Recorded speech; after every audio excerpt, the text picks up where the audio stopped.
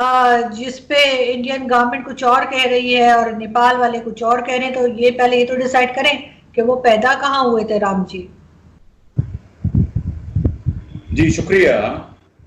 मुझे पता है कि आपने मुझे इसी मुद्दे पर इनवाइट किया है as an Indian who happens to be a Muslim. और सबसे पहले देश और दुनिया के सभी उन भारतीयों को जिन्होंने राम मंदिर के लिए संघर्ष किया, प्रार्थना करी, उन सबको बहुत बहुत शुभकामनाएं, बहुत बहुत मुबारक। और आज आपके चैनल पे मैं इतनी कैंडिडली और इतनी फ्रैंकली एंड ओपनली आपसे बात करूंगा कि आज की तारीख में कहीं भी कोई अगर इंटरैक्शन या डिबेट चल रहा होगा तो इतनी फ्रैंकली एंड ओपनली बात नहीं करी गई होगी। This I assure you. अब हम बात करते हैं आपसे कि आपने ये पूछा कि आप इसका अपोज करते हैं या आप इसका समर्थन करते हैं। साहब, जेन्युइनली स्पीकिंग, जो आदमी अपने को हिंदुस्तानी मानता है, इंडियन मानता है, वो उसका क्यों अपोज करेगा? After all it is a matter of birth place of Shri Ram and it is a matter of faith और आस्था। और आस्था के तो ये अजीब देश है मेरा भारत कि यहाँ की मेजॉरिटी कम्युनिटी ने आस्था के नाम पर भी मुकदमा लड़ने को तैयार हो गई। आप बताइए कि अल अक्सा मस्जिद में, जेरूसलम में, जहां हम मानते हैं कि हमारे हजूर सल्लल्लाहु अलैहि वसल्लम आसमानी तिजारत पर, मिराज पर जहां से उठे थे फरिश्ते जबरील के साथ, उस पत्थर से उठे थे या नहीं उठे थे, उसके ऊपर क्या दुनिया में कोई मुसलमान मुकदमा लड़ने को या सबूत देने को तैयार है? नहीं हो सकता। तो ये तो बहुत बड़प्पन भी है भारत के बहुसंख्यकों का और बहुत बड़ी बेवकूफी भी है जो ये अपनी आस्था के नाम पर 30 साल से मुकदमा लड़ रहे हैं। ये मैटर, मैं हमेशा बोलता हूं, मुकदमे का था ही नहीं। ये मैटर भारत की आस्था का था, एक मस्जिद का था जहां पर हिंदू ये क्लेम कर रहा था कि प्रभु राम पैदा हुए थे हिंदुस्तान के। अब नेपाल का आदमी क्या बोलता है, इंडोनेशिया का आदमी क्या बोलता है, that is not the subject here आरजू। और जहां पर उन्होंने क्लेम किया था आज वहीं मंदिर बनाने जा रहे हैं, उसके अलावा कहीं बनाने नहीं जा रहे हैं। और ये लड़ाई आरजू जी इस बात की अगर होती कि उस जगह पर प्रभु राम पैदा हुए थे या हमारे हजूर आसमानी तिजारत पर वहां से उठे थे, तो मुझे समझ में आता। अगर ये लड़ाई इस बात की होती कि हजूर ने हिंदुस्तान, हजूर आए थे और उन्होंने यहाँ पहली मस्जिद की तालीम की, जो तामील की थी, वो उस जगह पर की थी, तब भी मुझे समझ में आता। मस्जिद नबी की तरह एक राजा के आदमियों के थ्रू, उसके जनरल्स के थ्रू एक बनाई गई मस्जिद, और हिंदुस्तान में और दुनिया में, और शायद आपको भी ना मालूम हो, माफ करिएगा, जो इसको बाबरी मस्जिद नाम रखा गया, पूरी दुनिया में लोग इसको बाबर से जोड़ के देखते हैं कि बाबर के मारे इसका नाम बाबरी मस्जिद रखा गया, क्योंकि उन्होंने मुगल हिस्ट्री डेप्थ में पढ़ी नहीं है। इस मस्जिद का नाम बाबर के नाम पर रखा ही नहीं गया, जो बाबरी सब समझते हैं बाबर के नाम पर रखा गया। Who was Babri? Does anybody know कि who was Babri in Mughal history? आज आपके चैनल पे बता रहा हूं कि Babri was a 16-year-old boy जिसको बाबर अफगानिस्तान के काबुल के मार्केट से खरीद के लाया था। Babur had a physical relationship with this boy called Baburi, जो इब्राहिम लोदी का against first battle of Panipat में मारा गया था, और उसकी याद में इस मस्जिद का नाम जब तामील हुई थी तो बाबरी मस्जिद रखा गया था। तो for all the Muslims in the world, they should understand कि दिस मस्जिद is not named after even Babur, this is known on the name of the boyfriend of Babar.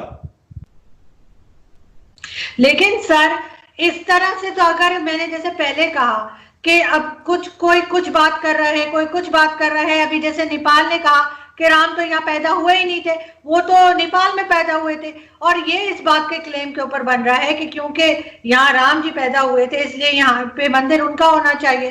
तो एक चीज जो ऑलरेडी अभी भी डिस्प्यूटेड है, अभी भी कोई इस पे एग्री नहीं कर रहा पूरी तरह से, तो आप किस तरह से इसको कह सकते हैं? ऐसे तो हर चीज, वही मैंने कहा, सारी बिल्डिंग्स तोड़ दें, सबके नीचे कुछ ना कुछ निकल आएगा। हजारों साल से दुनिया बनी हुई है, आज की तो नहीं है, 100 साल 2 साल पुरानी बात तो नहीं है।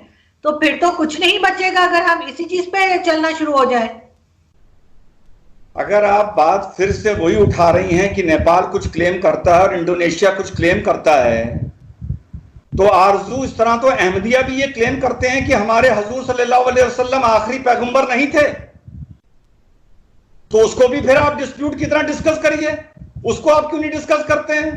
उसको क्यों नहीं डिस्कस करते? आप करिए उसको भी डिस्कस, पहली बात। दूसरी बात, जब इस स्ट्रक्चर का आर्कियोलॉजिकल सर्वे ने एक्सकवेशन किया, मैंने आपको वो लिंक भेजा था, 17 साल हो गए मुझको एज एन इंडिविजुअल कमेंटेटर, 17 साल से आरजू मैं मुसलमान भाइयों से अपील कर रहा हूं कि ये मैंने आपको लिंक भेजा था, विवादित भूमि हिंदुओं को सौंप दी जाए। ये मैंने 17 साल पुराना लिंक है, ये आज का लिंक नहीं है मेरा। जब उसका आप एक्सकेवेशन के लिए तैयार हुए under the direction of high court, या तो आप तैयार ना होते या आप मना कर देते। जो आज आप बात बोल रही हैं, या तो जो बाबरी मस्जिद के पक्ष के पक्षकार थे, जो लॉयर्स थे, वो कहते थे नो लॉर्डशिप, हम इसका एक्सकेवेशन कराने में तैयारी नहीं है, क्योंकि किसी ना किसी बिल्डिंग के नीचे कुछ ना कुछ तो निकलेगा। उन्होंने एग्री किया कि ठीक है साहब, होना चाहिए, ऑब्जेक्शन फाइल नहीं किया। जब इसका एक्सकवेशन होता है तो अंदर से ऐसा नहीं कि कुछ भी निकल आता है, अंदर से बाकायदा पिलर्स निकलते हैं, 36 दीवार निकलती है, मैन मेड स्ट्रक्चर निकलता है, जो मुस्लिम संस्कृति एंड मुस्लिम कल्चर से ताल्लुक नहीं रखता है। बात समझिएगा, मेरा आर्गुमेंट आरजू ये नहीं है कि राम यहां पैदा हुए थे या वहां पैदा हुए थे, this is not my argument. क्योंकि जैसा मैंने आपसे बताया, मेरा आर्गुमेंट ये नहीं है कि हजूर यानी इब्राहिम अलैहिस्सलाम अपने बच्चे को कुर्बानी के लिए इस पहाड़ी पर लेके गए थे या जेरूसलम लेके गए थे, ये मेरा आर्गुमेंट नहीं है। मैं कभी भी फेथ पर आरजू आर्ग्यू नहीं करता हूं। जब उसके नीचे से स्ट्रक्चर निकला और वो मुस्लिम संस्कृति इस्लाम से जुड़ा हुआ नहीं था, वो राम जन्मभूमि थी या बुद्धिस्ट का कोई सेक्रेड स्थान था, या वहां पर कोई महल था, या वहां पर कोई सभागार था, या वहां पर घोड़े का तबेला था, चाहे वहां पर अस्तबल था, कुल मिला के वो जगह हमारी नहीं थी, मुसलमान की नहीं थी। और अगर थी और आपको पता था तो आपको इंडियन कोर्ट्स में ये पहले ही हलफनामा एफिडेविट दे देना चाहिए था कि ये मस्जिद भी हमारी है और इसके नीचे भी एक स्ट्रक्चर है, वो भी हमारा है, जो फलाने फलाने मुगल ने या किसी गौरी ने या गजनी ने किसी ने बनवाया था। तब तो आप चुप रहे, क्योंकि आपको ये लगता था ये लैंड वर्जिन लैंड है। लेकिन जब वहां पर स्ट्रक्चर निकल के आया मैन मेड, तब आप पलट गए।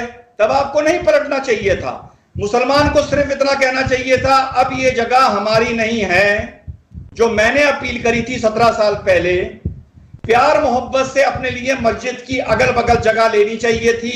मस्जिदें दुनिया में शिफ्ट होती आई हैं, अरे मक्का शरीफ में मस्जिदें शिफ्ट होती आई हैं, और हम दूर की बात क्यों करें, अरब वर्ल्ड की। और हमें इज्जत से बगल में मस्जिद बनाने शुरू कर देना चाहिए था, और ये जगह हमें हिंदुओं को हैंड ओवर कर देनी चाहिए थी।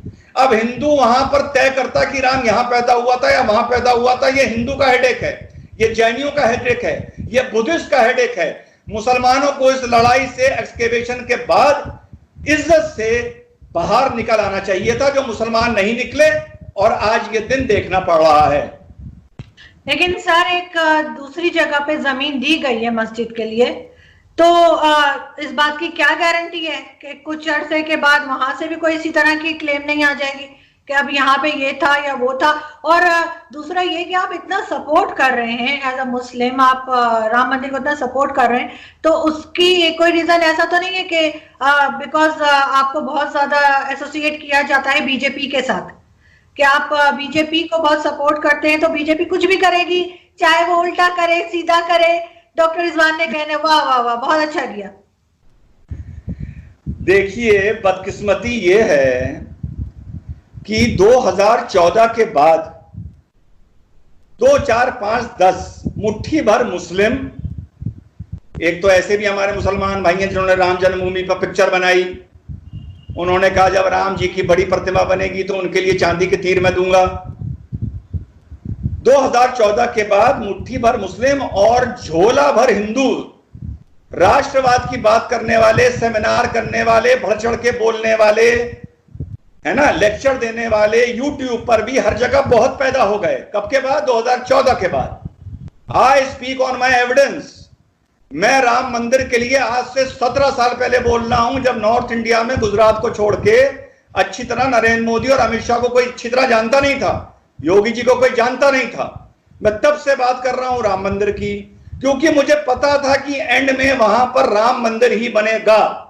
राम मंदिर भारत में नहीं बनेगा आरजू, तो फिर कहां बनेगा? हमें जगह दे दो, हमें जगह दे दो, हम वहां राम मंदिर बना लेंगे दुनिया में। हम यहां अयोध्या में नहीं बनाएंगे। हमें आप जगह दे दो पाकिस्तान में, हमें जगह दे दो सऊदी में, हमें जगह दे दो मिडिल ईस्ट में, हम वहां बना लेंगे, हम यहां नहीं बनाएंगे। कहीं कोई हमें जगह देगा?